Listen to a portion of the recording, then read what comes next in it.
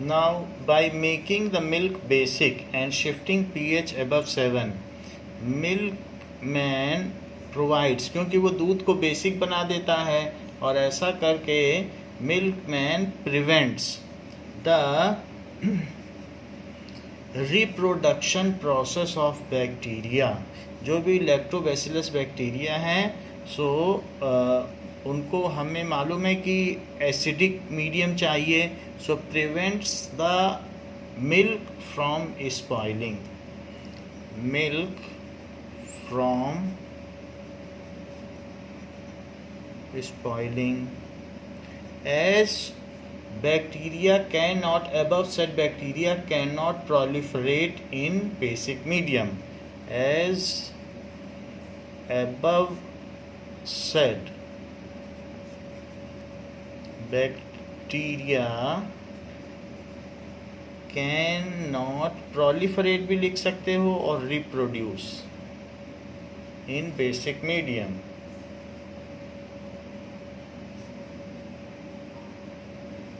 तो इस तरीके से वो मिल्क को शिफ्ट कर लेता है, और जब मिल्क में ये नहीं होगा लैक्टिफिकेशन, तो फिर मिल्क ख़राब नहीं होगा और वो स्पॉइल होने से बच जाएगा। इसी का बी पार्ट कहा गया है कि why does this milk takes a long time to set as curd. So this milk is basic in nature,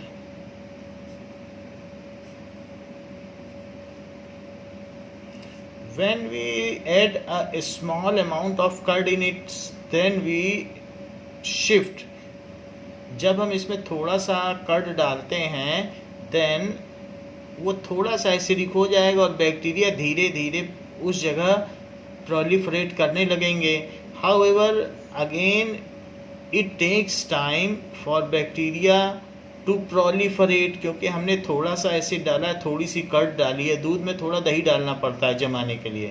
तो the milk is basic in nature and the bacteria for curding, जो भी lactobacillus bacteria है, needs acidic medium to proliferate, and lactobacillus bacteria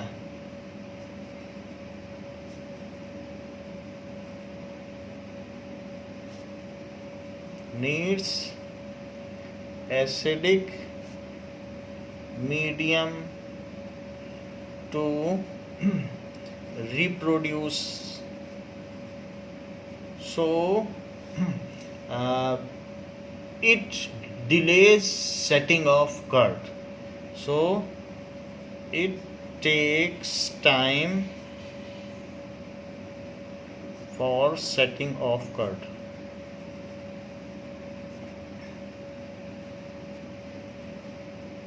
curd बनने में फिर देर लगती है, क्योंकि मीडियम उनके सूटेबल नहीं है, उन्हें एसिडिक चाहिए और दूध हमारा बेसिक है, तो धीरे धीरे वो रिप्रोड्यूस करते हैं, समय लगता है, फिर धीरे धीरे मीडियम एसिडिक होता है उनके रिप्रोड्यूस करने से, और वो जो सेक्रेट करते हैं एसिड, फिर धीरे धीरे कर्ड जमता है।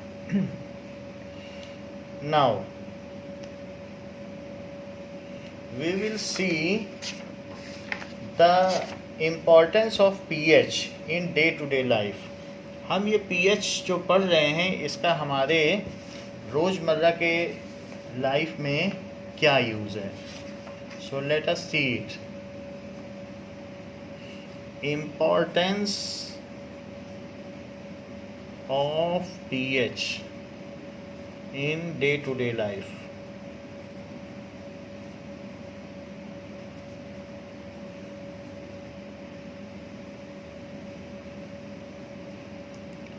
First, pH in our digestive system.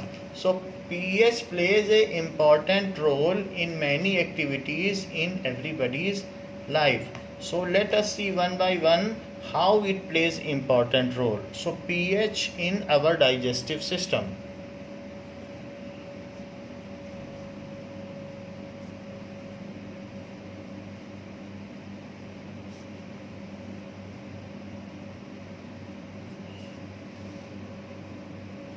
Our stomach produces hydrochloric acid. This hydrochloric acid helps in digestion of food. तो हमारे स्टमक में हमें मालूम है HCl, पेप्सिन और म्यूकस बनता है. So sometimes excess of acid is produced due to various reasons. तो ऐसा हो जाता है. Our stomach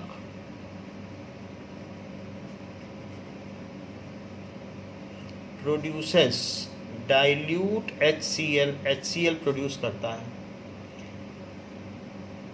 which provides pepsin to work and also kills bacteria, which provides a medium for pepsin to work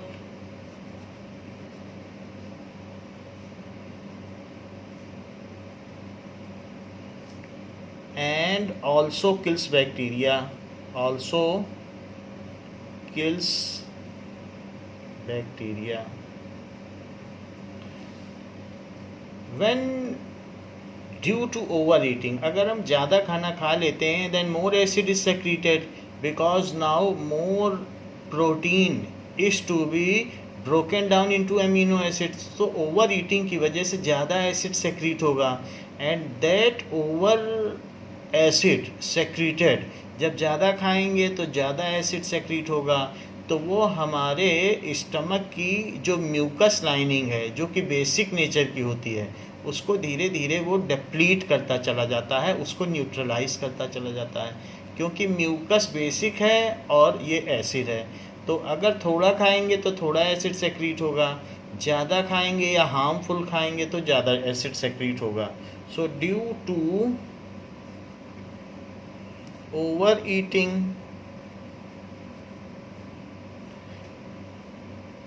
there is more acid is secreted. There is more acid is secreted. क्यों ऐसा होता है? क्योंकि जो हम खाते हैं उसमें प्रोटीन है और उस प्रोटीन को अमीनो एसिड में तोड़ना है, तो उसके लिए जो मीडियम चाहिए एसिडिक, तो उसके लिए फिर HCl ज़्यादा सेक्रेट होता है. More acid is secreted. This acid, ये एसिड क्या करता है? Deplete the basic या alkaline mucus lining. Mucus lining को ये डिप्लीट कर देता है, पतला करता जाता है.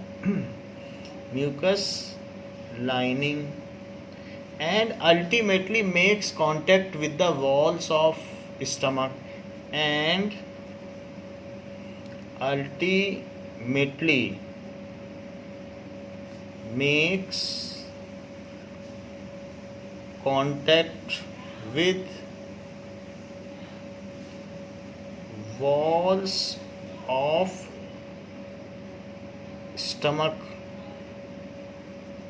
अगर एसिड हाथ में गिर जाए तो कितनी जलन होती है, और पेट में अगर मान लीजिए उसने कांटेक्ट बना लिया स्टमक से, म्यूकस लाइनिंग हट गई, वो प्रोटेक्टिव लाइनिंग थी, तो इट कॉजेज इन्फ्लेमेशन. पेट में बहुत जलन होगी.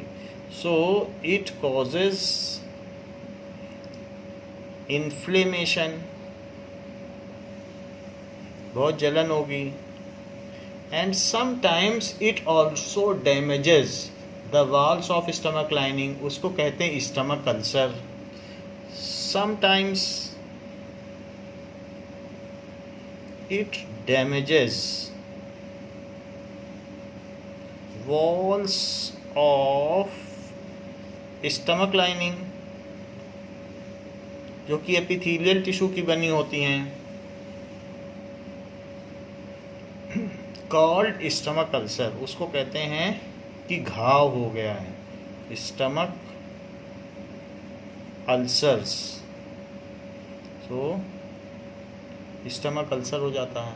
सो टू रिड्यूस दिस इन्फ्लेमेशन, इस पेट की जलन को कम करने के लिए, क्योंकि एसिड है, we take some edible basic substance, mild basic substance. ऐसा ना हो ऐसा बेस खा लें जो और नुकसान कर जाए.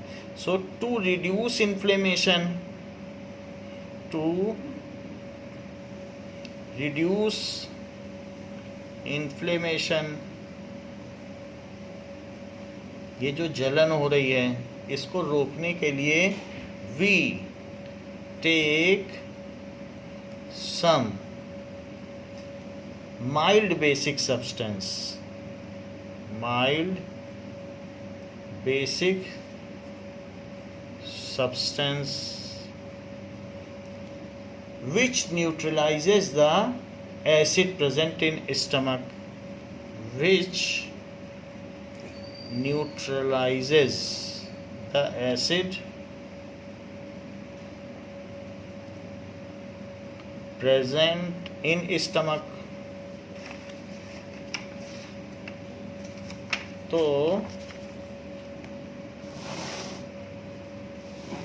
Present in stomach,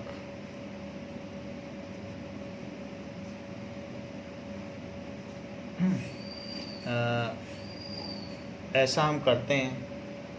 these are called antacids, these are called, जो हम लेते हैं, एंट एसिड, एंट एसिड। इसके लिए मिल्क ऑफ मैग्नीशिया, इनो या इस तरीके की डिस्प्रिन ऐसी गोलियां आती हैं। For example milk of magnesia,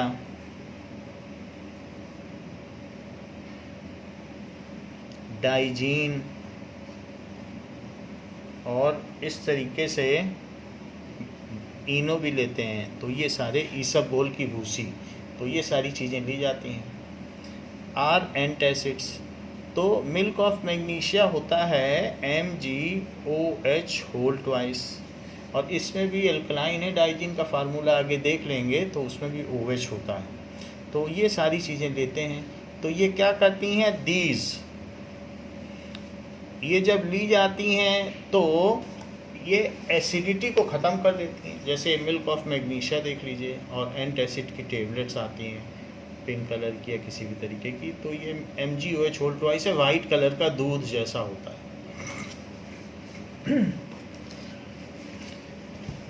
ऐसा किया जा सकता है। तो ये हम pH को शिफ्ट कर लेते हैं, तो या फिर बेकिंग सोडा भी लेते हैं।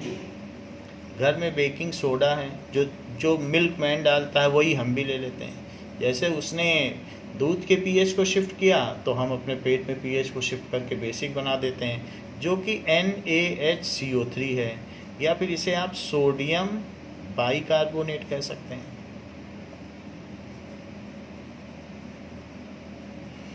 However, these are temporary measure। अगर आपने ये सब लिया है तो आपको सूदिंग इफेक्ट तो मिल जाएगा, लेकिन पेप्सिन को तो काम करना ही है, तो मोर HCl इज सेक्रेटेड। आप थोड़ी देर के लिए तो इससे रिलीफ पा जाएंगे, लेकिन पेप्सिन तो काम करेगा और फूड को डाइजेस्ट होना है, तो मोर HCl will be secreted and again you will get A sensation, and because mucus lining is depleted. So by making the good eating habits या healthy eating habits, we can again regenerate mucus lining, and if we prevent overeating then everything is good. Otherwise it is stomach ulcer, और फिर पेट को काटना पड़ता है, फिर अलग से बाहर से एक पाइप जाता है, उसके थ्रू डाइजेशन होता है। कई लोगों को स्टमक अल्सर होता है तो फिर पेट हटा दिया जाता है, उनका जो स्टमक है हटा दिया जाता है। So these are the various measures adopted. वैसे इसके लिए रेनिटिडीन और इस तरीके की अलग अलग टेबलेट अभी बन गई हैं, तो वो भी यही सब काम करती हैं एंटासिड का। Second is pH change as a cause of tooth decay. pH change as cause of tooth decay. So in our mouth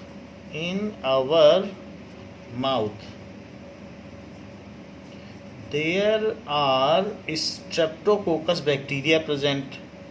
Streptococcus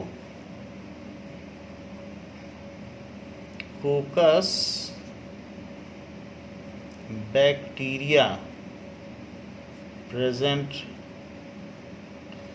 when we eat sugary substance या कोई भी चीज़, हर चीज़ में कार्बोहाइड्रेट होता है.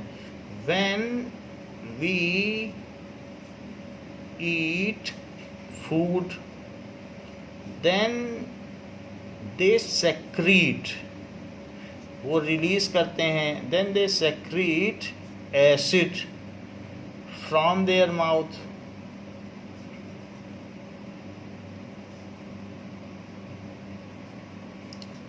To digest food, to digest food particles entrapped between tooth और on the seating of tooth, जो tooth की seat होती है ऊपर, तो उसके ऊपर भी कुछ फूड पार्टिकल लगे होते हैं, या फिर कहीं कहीं पर टूथ और गम्स के बीच में कुछ फूड पार्टिकल इंट्रैप होते हैं. तो बैक्टीरिया के लिए वो एक अच्छा खाना है, वो फिर पूरा दिन खाते रहते हैं. तो to digest that food particle वो सेक्रीट करते हैं acid, and the energy released by this they utilize for their life process, and the energy released due to this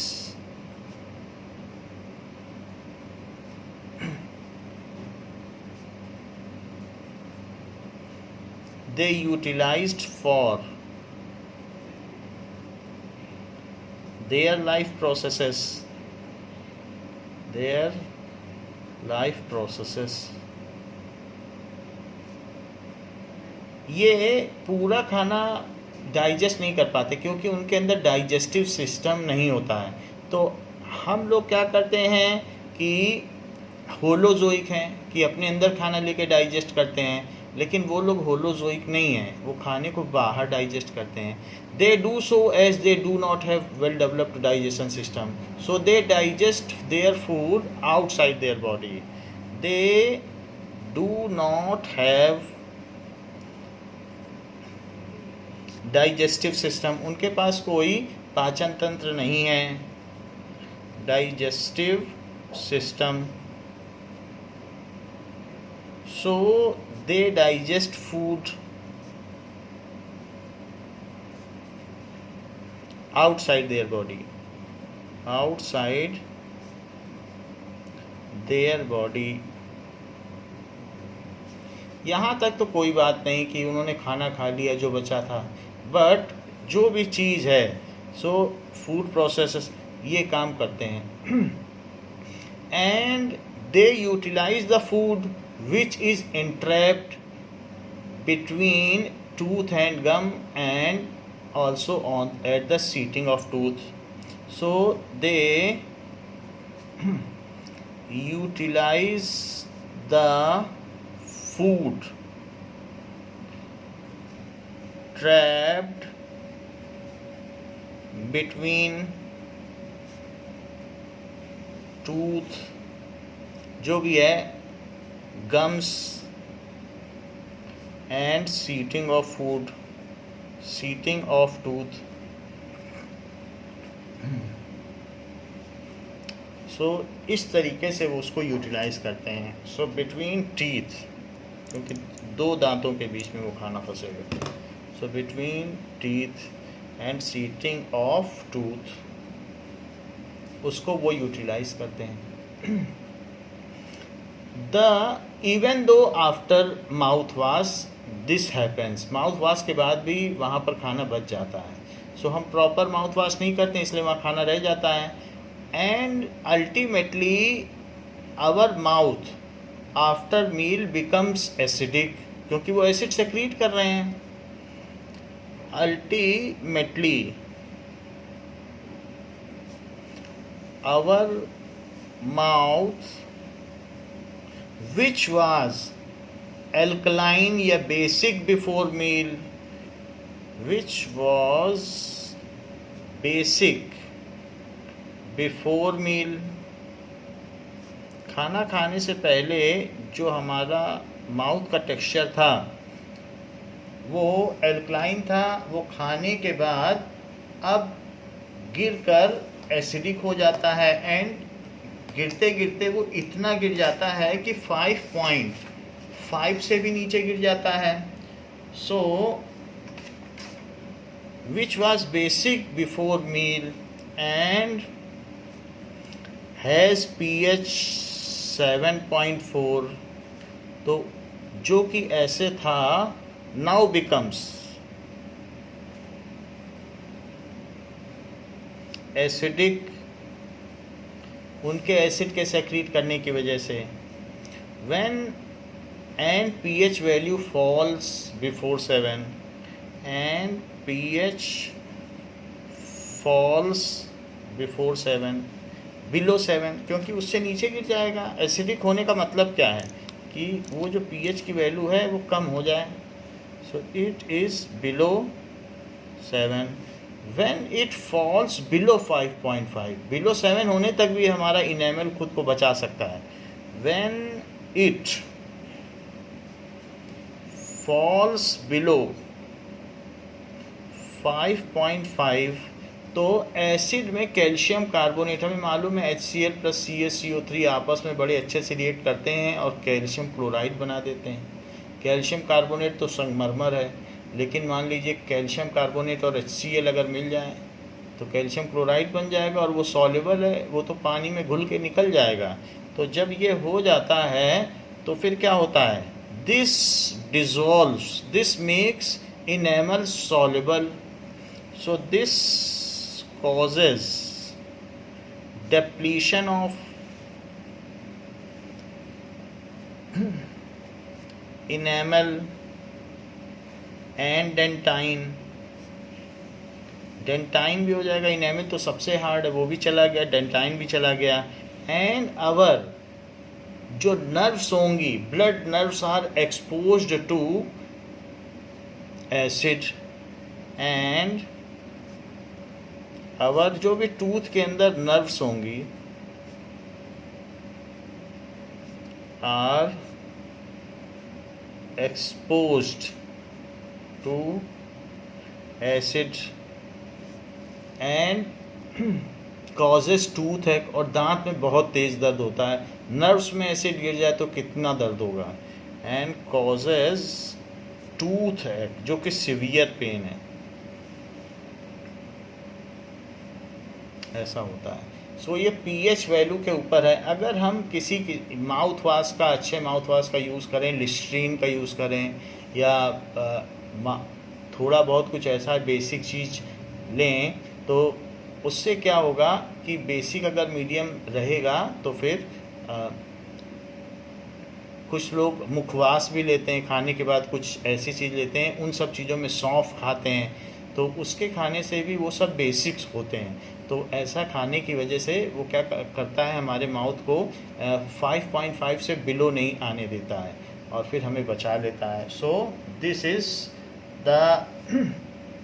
the best way to prevent tooth decay is to clean the mouth thoroughly after every eating food. So ये tooth decay भी हो गया क्योंकि उसमें decay हो गया है, अब धीरे धीरे उसमें कैविटी हो गई है, उस कैविटी में फिर क्या हो गया है, नर्व्स एक्सपोज हो गए हैं। अब वो जो भी एसिड सेक्रीट करेंगे वो नर्व्स तक पहुंचेंगे और ब्लड तक पहुंचेंगे।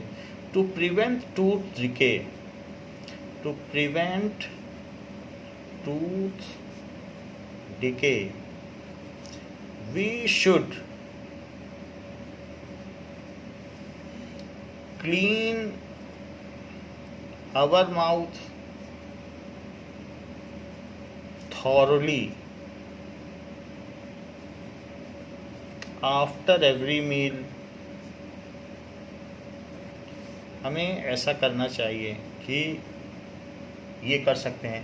और we can use some mouthwash, so we can use mouth wash, बहुत सारे आएंगे। And should brush twice a daily with toothpaste, and should brush our teeth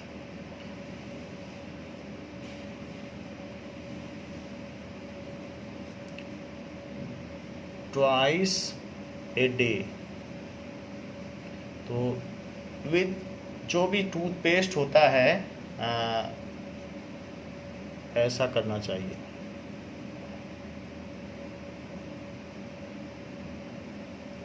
We should also prevent the eating of many times, so there should be a fair time gap between any two meals. ऐसा नहीं है कि थोड़ी थोड़ी देर में कुछ कुछ खाते रहे, तो उससे क्या होगा कि हम माउथ वाश के लिए नहीं उठेंगे और वो कुछ एसिड सेक्रीट हो जाएगा और वो अपना काम कर देंगे, तो इसलिए हमको ऐसा करना चाहिए। Now this is the structure of teeth, और इसमें दिखाया गया है कि एक क्राउन है, फिर डेंटाइन है, ये सब डिके हो जाता है, ये डिके हो रहा है, तो डिके होते होते डेंटाइन भी डिके हो जाएगा और धीरे धीरे ये जो नर्व्स हैं, नर्व्स उसके कांटेक्ट में आ जाएंगी।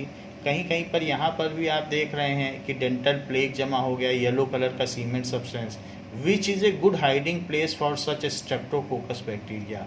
तो वो स्ट्रेप्टोकोकस बैक्टीरिया अपने छुपने की बहुत अच्छी जगह बना लेते हैं। ये सीमेंट लाइक सब्सटेंस है, and even after mouth wash it is not getting clean, तो बैक्टीरिया वहाँ बने रहते हैं। So we should clean go to dentist to clean our teeth, regularly visit dentist and floss the teeth. एक thread आता है, उससे टीथ के बीच की क्लीनिंग होती है।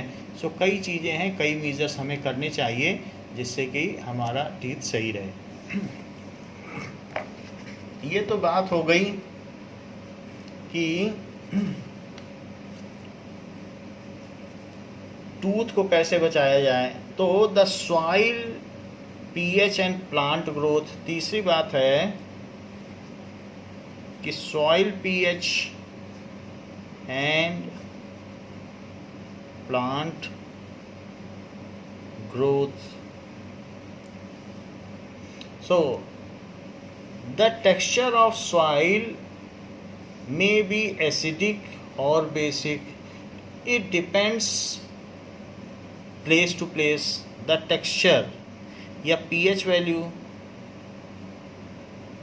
of soil may be slightly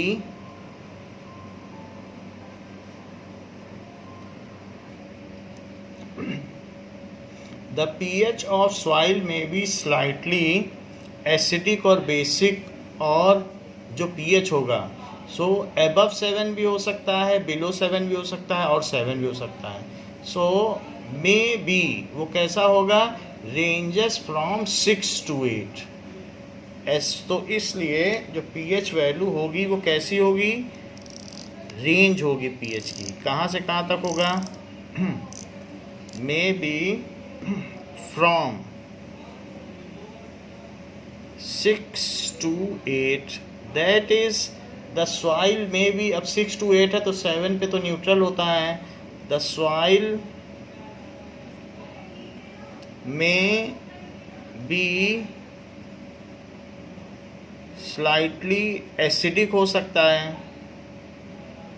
acidic का मतलब जो pH है वो लेस देन 7 होगा, और ऐसा भी हो सकता है, और न्यूट्रल भी हो सकता है।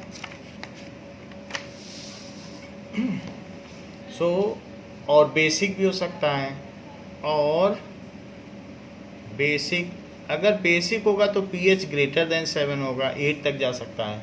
सो दिस, इसकी वजह से क्या होता है, this affect the production of crop या यील्डिंग ऑफ क्रॉप। अगर एसिडिक या बेसिक हुआ तो दोनों ही खराब चीज़ें हैं। This affect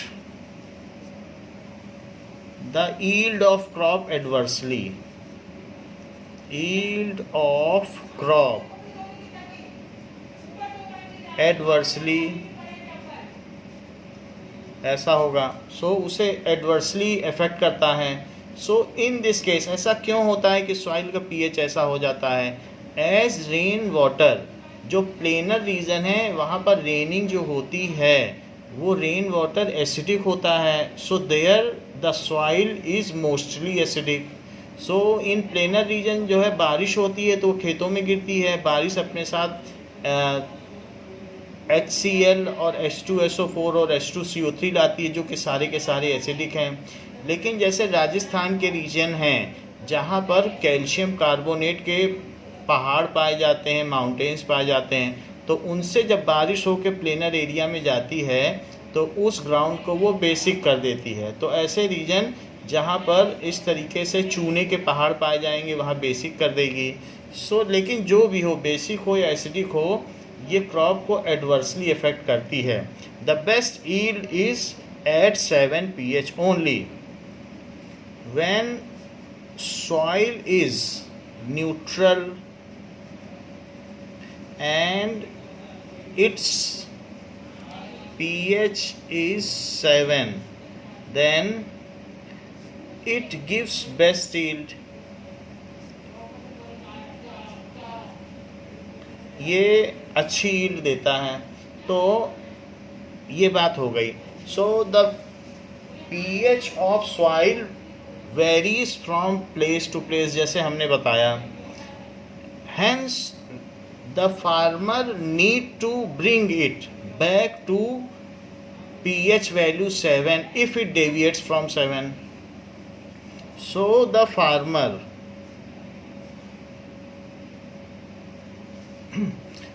treats his soil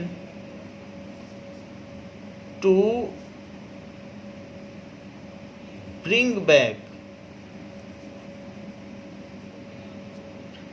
its pH is equals to 7 if it deviates from 7. अगर 7 से डेविएट कर गई तो वो उसे फिर से लाने की कोशिश करेगा। If pH is less than 7, if soil is, यदि उसकी soil is acidic, that is pH is less than 7, then he treats soil with active lime, चूने से ट्रीट करेगा। एक्टिव लाइम या चूने के पानी से, लाइम वाटर से भी ट्रीट कर सकता है, या चॉक से ट्रीट करेगा, दैट इज़ कैल्शियम कार्बोनेट। ये सभी बेसिक होते हैं। और कैल्शियम कार्बोनेट, इन सब से वो ट्रीट करेगा। तो चूना डालता है अपने खेत में जब भी उसकी ज़मीन बेसिक होती है। ऐसा करके वो अपनी एसिडिक ग्राउंड को बेसिक कर लेता है। बेसिक नहीं करता, न्यूट्रल कर लेगा। तो उसके डालने से उसकी ग्राउंड जो अभी एसिडिक हुआ करती थी अब वो न्यूट्रल हो जाएगी। Now in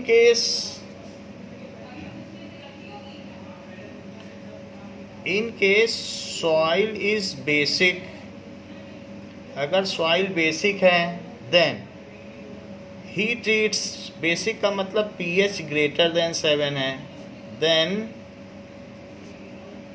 he treats it, वो किससे ट्रीट करेगा? With decaying organic matter, that is manure और compost. Treats it with decaying organic matter,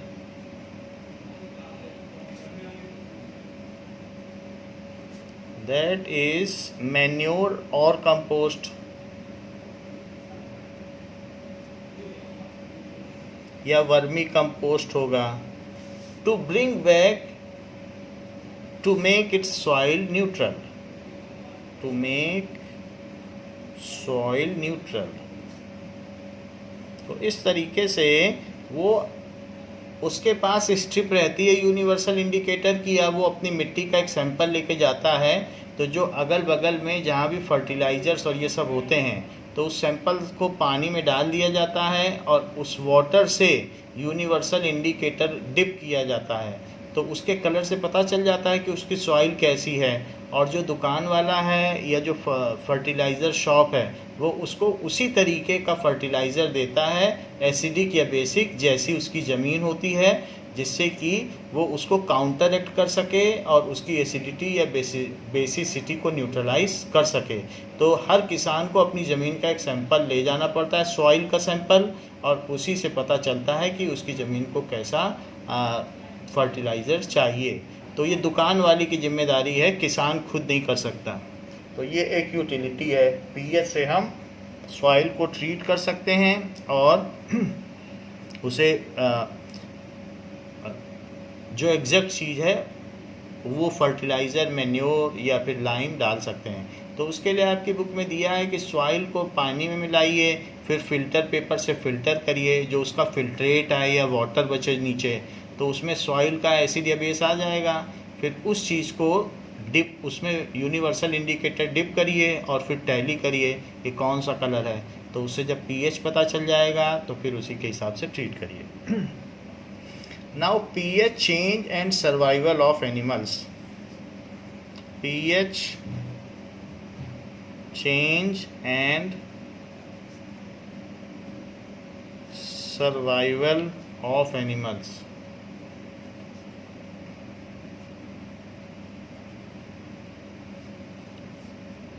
pH plays the survival of animal including human body. So हमारी body का pH क्या है? हमारी body temperature specific है। अगर 98 डिग्री फ़ारेनहाइट से 98.6 degree Fahrenheit से थोड़ा ऊपर हो गई तो डॉक्टर कहेंगे अरे इसको तो बुखार हो गया है, फीवर हो गया, इसको एंटीपायरेटिक्स दो जिससे इसका टेम्परेचर कम हो। पायरो मीन्स हीट, तो उसको हमें एंटीपायरेटिक दी जाती है। क्योंकि अगर बॉडी का टेम्परेचर बढ़ जाए, टेम्परेचर स्पेसिफिक है हम लोग, टेम्परेचर 98.6 होगा तभी सारे हमारी बॉडी के 2000 प्रोटीन हैं वो काम पर रहेंगे और बायोकेमिकल एक्टिविटीज़ और मेटाबॉलिक एक्टिविटीज़ करेंगे। और टेम्परेचर थोड़ा सा भी ज़्यादा हुआ तो सारे प्रोटीन्स जो हैं अनवाइंड हो जाते हैं, ओपन अप हो जाते हैं। वैसे प्रोटीन के 4 स्टेज हैं। प्रोटीन क्वाइल अप होते हैं, प्राइमरी प्रोटीन तो सेकेंडरी प्रोटीन होते हैं, फिर वो फर्दर क्वाइलिंग करते हैं तो टर्शियरी प्रोटीन बनते हैं, और फिर और क्वाइलिंग करके दूसरे प्रोटीन से जुड़ जाते हैं तो क्वार्टरनरी प्रोटीन बन जाते हैं। लेकिन टेम्परेचर के बढ़ जाने से वो हड़ताल पर आ जाते हैं और सारे प्रोटीन फिर से प्राइमरी में खुल के फिर से प्राइमरी बन जाते हैं और हमारी बॉडी में कोई भी बायोकेमिकल एक्टिविटीज़ नहीं होती। अगर हमें फीवर होता है तो हम खाएंगे तो भी उल्टी हो जाएगी, वॉमिटिंग हो जाएगी, क्योंकि हमारी बॉडी में कोई बायोकेमिकल एक्टिविटी हो ही नहीं रही है। तो हमारी बॉडी टेम्परेचर स्पेसिफिक है। टेम्परेचर ठीक रहेगा तो सारे प्रोटीन काम करेंगे 98.6 degree Fahrenheit, otherwise 37 degree Celsius, ये हमारी बॉडी का टेम्परेचर है। और ऐसे ही हमारी बॉडी की pH स्पेसिफिक भी है। So the range of pH of our body varies from 7 to 7.8. Range of pH value of body varies from 7.0 to 7.8. That is हमारे अंदर का जो ब्लड है ये वो है, ये स्लाइटली एल्कलाइन है। The nature of blood and other things present in our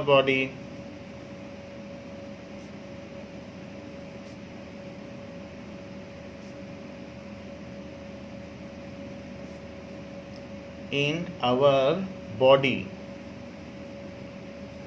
is slightly alkaline. Alkaline का मतलब बेसिक है जिसमें OH होता है, तो एल्कलाइन है। अगर हमारी बॉडी का pH 7 से नीचे गिर जाए तो भी हम मर जाएं और 7.8 से ऊपर चला जाए तो भी हम मर जाएं, ऐसा होता है। लेकिन इससे नीचे if pH ranges deviates from this, ये बहुत डेलिकेट रेंज है, इससे थोड़ा सा ऊपर नीचे हो जाए, so if pH value crosses the limit then the organism may die. If the pH value crosses the above said limit,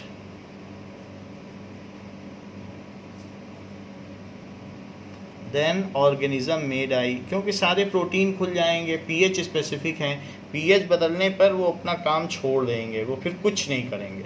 temperature specific भी हैं, pH स्पेसिफिक भी हैं, देन ऑर्गेनिज्म मे डाई। लेकिन इतना होते हुए भी हम 3.4 का जो भी हमारा जो लेमन जूस है या दूसरी चीज़ें हैं, तो हम लेमन जूस पी लेते हैं। लेमन जूस तो 2.5 है, 2 गिलास पी लिया, 3 गिलास पी लिया, हम सोचते भी नहीं कि हमारी पीएच वैल्यू 2.4 का है लेमन पीएच, और सोचते नहीं है कि अगर ये डेविएट हो जाएगा तो क्या होगा। तो हम एसिड बहुत सारा ले लेते हैं, या 5 पीएच की कॉफ़ी जो 100 गुना ज़्यादा एसिडिक है, 1 पीएच की वैल्यू गिरने पर 100 गुना एसिडिटी बढ़ती है, 10 गुना बढ़ती है, तो 5 पीएच की कॉफ़ी पी लेंगे। या इसके अलावा हम और दूसरी चीज़ें पी लेते हैं लेमन जूस के अलावा, टोमेटो जूस जिसका 4 पीएच है, टोमेटो जूस, सॉफ्ट ड्रिंक्स भी पी लेते हैं तो 6 पीएच की, ऐसे हम पीते जाते हैं। और कई और भी चीज़ें हैं जो हायर पीएच की हैं, उसको भी हम पी लेते हैं। तो ये सब करने पर, जैसे आप ये देखिए कि जैक फ्रूट है, ब्रिंजल है, ये इनका पीएच सबका 8 से ऊपर होता है।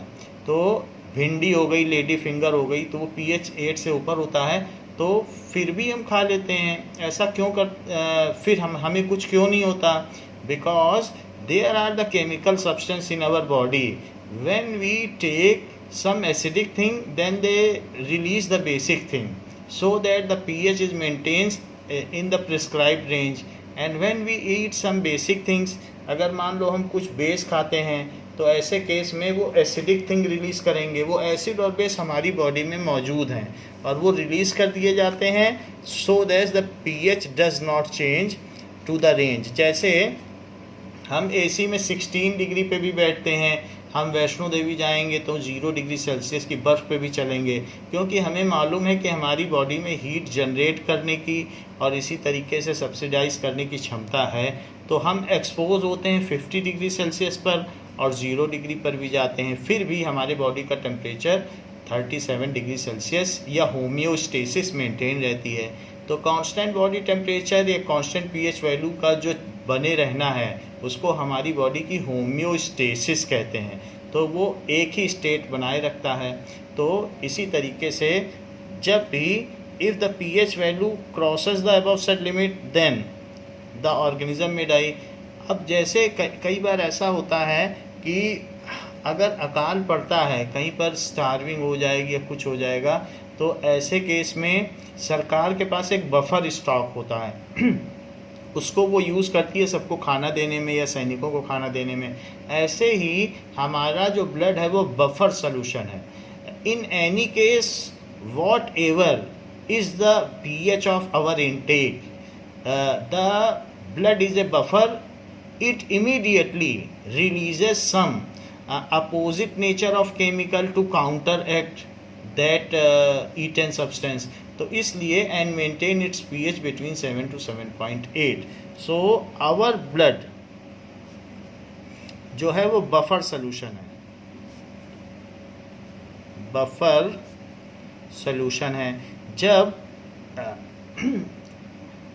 हमारे यहाँ 1925 में अकाल पड़ा था, वेस्ट बंगाल में 50 लाख लोग मारे गए थे।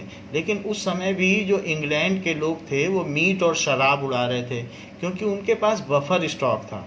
तो यहाँ लोग स्टार्विंग से मर रहे थे और वहाँ पर जो ब्रिटेन था वहाँ पर मौज हो रही थी, तो उनके पास बफर स्टॉक था। तो वही चीज़ कही गई है कि our blood is buffer solution.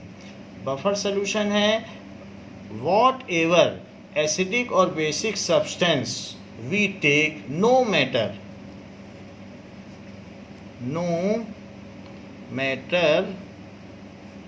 whatever is acidic or basic substance is eaten, कुछ भी आप खा लें तो उससे कोई फ़र्क नहीं है।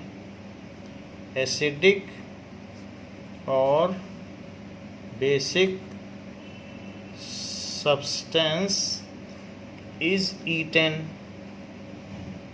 जैसे कि लेमन जूस जो 2.4 का है, इसके अलावा कॉफ़ी जो 5 pH की है, तो ऐसे हम ले सकते हैं।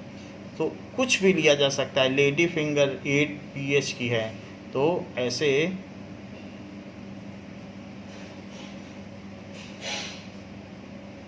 8 pH, तो ऐसे ले सकते हैं। तो no matter whatever we is eaten, our blood releases some chemicals to neutralize that intake, releases some chemicals of opposite nature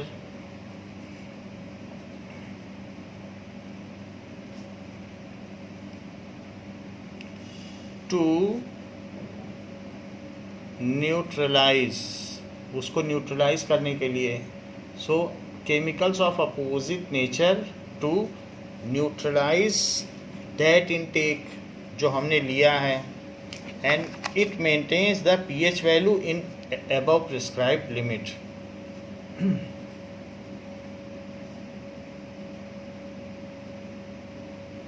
And maintains the pH value in above said range, above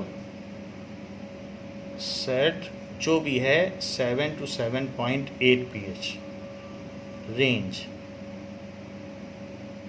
and maintains the homeostasis of our body, and maintains the homeostasis of our body.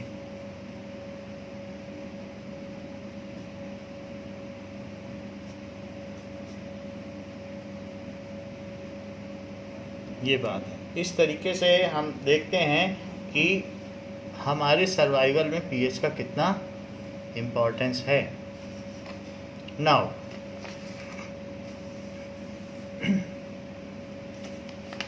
Next is self defence. PH value का और भी एक बात है कि when ever जो भी है बॉडी में पीएच वैल्यू ऐसी है, whenever there is acidic rain due to excess pollution, बहुत पॉल्यूशन होगा तो एसिडिक रेन हो जाएगी। सो तब क्या होगा, whenever there is excess pollution, अगर ज़्यादा पॉल्यूशन हुआ तो एटमॉस्फेयर में CO2, SO2 या SO3 गैस और NO2 गैसेस बहुत हो जाएंगी, excess pollution. Then it causes acidic rain, इससे एसिडिक रेन होती है क्योंकि वाटर CO2 से मिल जाएगा तो H2CO3 बना देगा कार्बोनिक एसिड, इससे मिलेगा तो H2SO4 कितना खतरनाक एसिड, इससे मिलेगा तो HNO3 बना देगा H2O + NO2 से। तो आप ये देखिए कि it causes acidic rain, whose pH is less than 7, वो कॉफ़ी से भी ज़्यादा pH है उसका। So and acidic rain and the pH value of river falls below 7 and pH value of river, फिर वही पानी जो बारिश का होगा वो रिवर में जाएगा, of river falls below 7 which is unfit for life of aquatic animals, which is unfit for life of aquatic animals.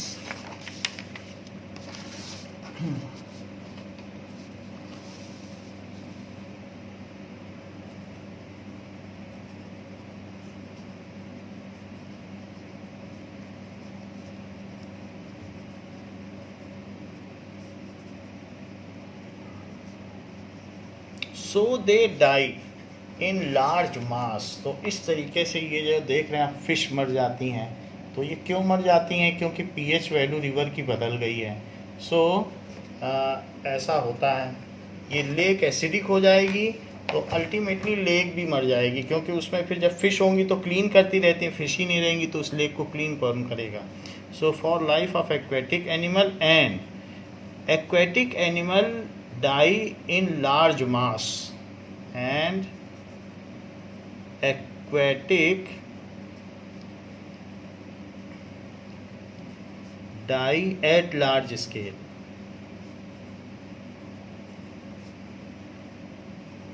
ऐसा हो जाता है। सो ऐसे केस में हम क्या करें? ऐसे केस में जब लेक एसिडिक हो गई है तो किसी प्लेन से इसमें कैल्शियम कार्बोनेट का छिड़काव किया जा रहा है। सो कैल्शियम कार्बोनेट से फिर लेक फिर से न्यूट्रल हो जाएगी और फिर से उसमें मछलियाँ आ जाएंगी।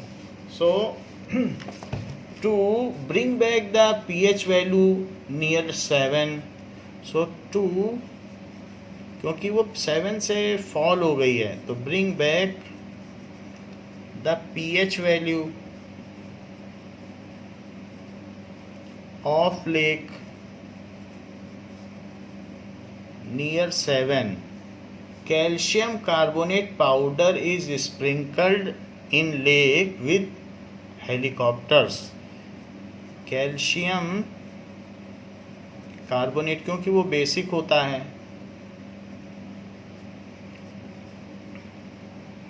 is sprayed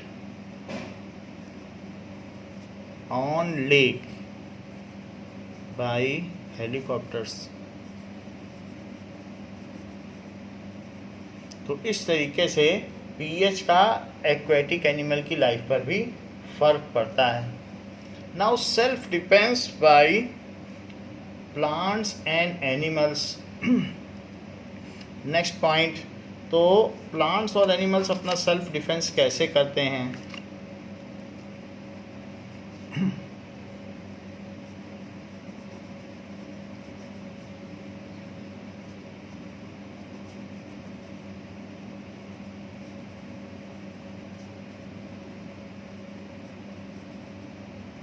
ये देखिए,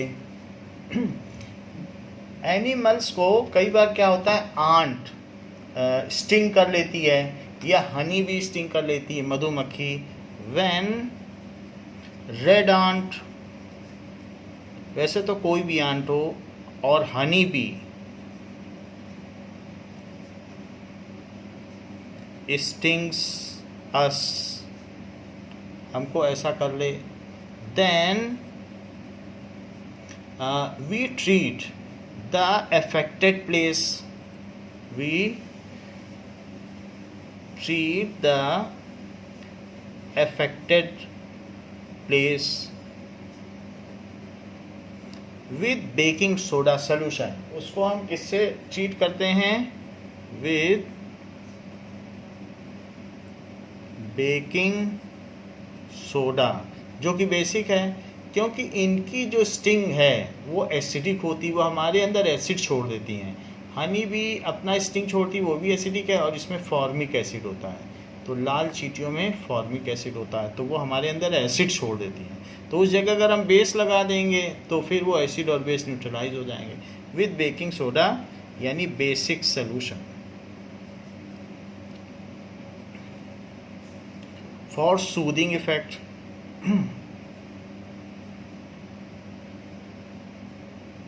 सूदिंग बोल दें या रिलीफ बोल दें, so it is for relief, ऐसा किया जाता है। एज स्टिंग ऑफ आंट और honey bee is acidic, as the chemical secreted during sting is acidic, the chemical injected, हमारी बॉडी में वो इंजेक्ट कर देती हैं, injected in our body due to sting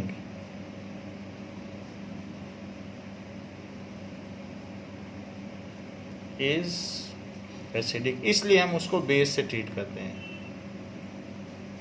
लेकिन कभी कभी ऐसा भी होता है, जैसे ये तो हमने देख लिया कि मधुमक्खी ने काट लिया तो ये चीज़ हो गई, बट समटाइम्स ऐसा भी हो सकता है कि वेस्प येलो कलर की होती है, बर्र ने काट लिया। When wasp stings us, wasp stings us, wasp भी कर सकती है या स्पाइडर, और spider stings us,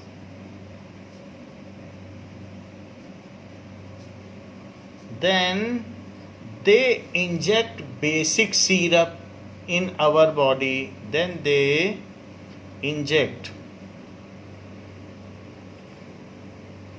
basic chemicals in our body.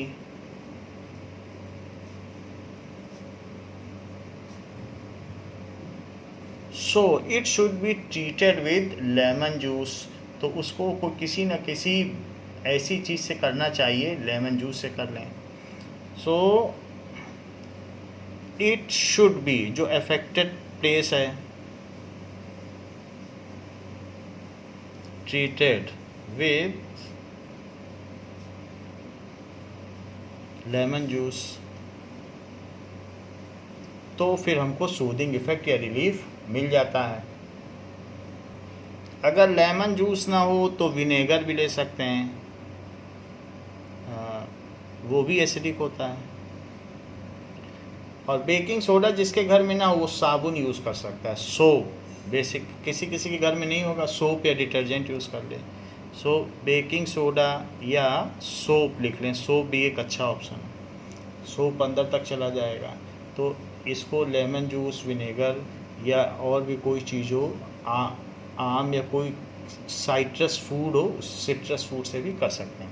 ये तो बात हो गई कि हमारे ऊपर कैसे होता है. ऐसे ही प्लांट्स में भी होता है. जैसे हम लोग प्रोटेक्ट करते हैं अपने आप को, तो नेटल एक हर्बेशियस प्लांट है, हरा भरा पौधा है नेटल. सो इन वाइल्ड, जंगलों में उगता है. प्लांट्स में ज़रा देखें. So nettle is herbaceous plant.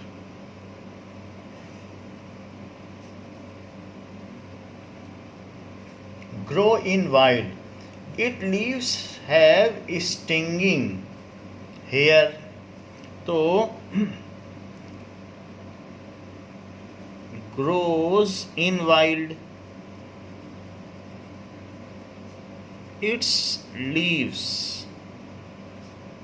have stinging. वो जिसको चुभ जाए उसके लिए तो स्टिंगिंग हेयर होती हैं, बहुत शार्प होती हैं. तो नेटल में स्टिंगिंग हेयर होंगी. जैसे आप ये देख लें, ये नेटल प्लांट है, तो ये अगर चुभ जाएगा किसी को तो कितना शार्प होगा, और वो एसिड हमारे अंदर सीधा जाएगा. तो जिससे कोई इसको टच ना करे, इसलिए इसने अपने को ऐसा बना रखा है. लेकिन अगर हम चले जाएं किसी फॉरेस्ट में और इससे अफेक्टेड हो जाएं, इसको टच कर लें, तो हम क्या करें. सो विच हैज़ एसिडिक सैप, उसमें जो जूस होता है, तो which has acidic SAP. Now तो उसके बगल में ही, नाउ नियर अबाउट, इसका मतलब कोई चीज़ उग नहीं सकती, क्योंकि फिर ये तो एसिडिक सैप है, कोई भी होगा तो उसे एसिडिक कर देगा उस प्लांट को. तो ऐसा नहीं है. इसके बगल में ही, near by it there is a dog plant. Survival के लिए हमेशा नेटल प्लांट के बगल में एक डॉग प्लांट उगेगा, उसमें बेसिक सैप है. So near by it there is always grows a dog plant. और कोई प्लांट उग ही नहीं सकता. Grows a dog plant which contains basic sap. उसमें बेसिक सैप है, उसमें कोई स्टिंग नहीं है, कोई इस तरीके के शार्प नीडल लाइक नहीं है लीफ, लेकिन उसके अंदर का जूस बेसिक है. तो वो अपने आप को बचा लेता है, उगता रहता है. अगर कुछ एसिड अंदर आ भी गया तो कोई बात नहीं. So if we get affected by nettle plant, then see nearby there may be dog plant and we can treat it, and it is a traditional method for those farmers which are getting their survivals or dependence on forest products. तो वो जाते हैं, कई बार उनको natal plant से stinging हो जाती है तो वो डॉग प्लांट घिस लेते हैं और अपने काम पे चल देते हैं. तो इस तरीके से if we get sting from nettle plant, then rub the sap off. उस जगह पर उस प्लांट का, डॉग प्लांट का जूस घिस लीजिए, तो रब the sap of dog plant,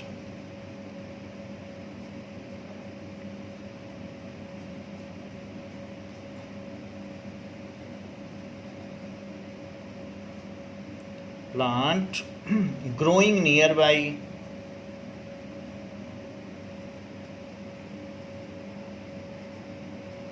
It is a traditional method. It is traditional medicinal method.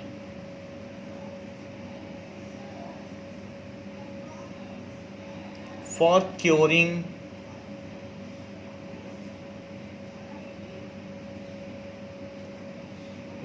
जो फॉरेस्ट ड्वेल्डर्स होते हैं उनके लिए है.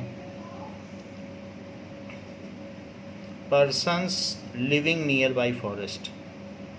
सो